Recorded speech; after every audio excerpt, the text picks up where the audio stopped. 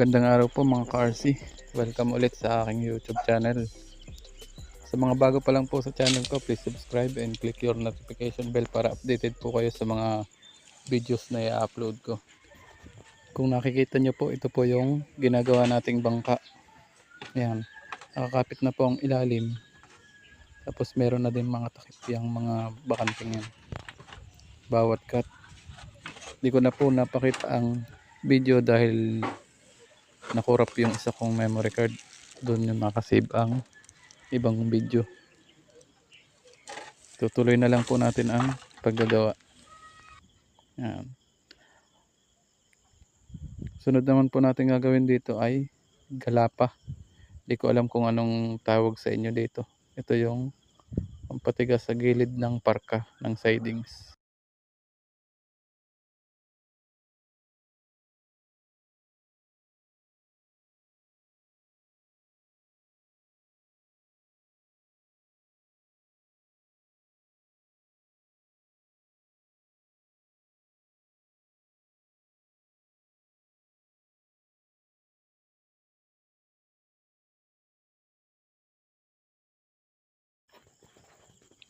Sa pagkakapit naman po ng galapa,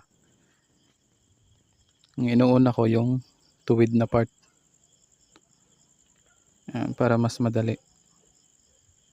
Tapos gamitan natin ng ipit para hindi matanggal. Yan. Tapos yung padulo.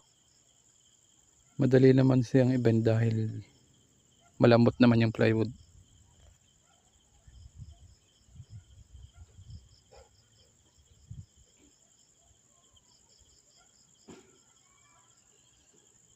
Ang ginagamit ko nga palang panggalapa ay plywood din.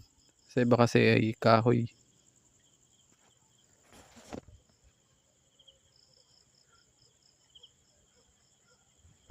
Tapos kailangan nating sukatin yung kabila para pantay.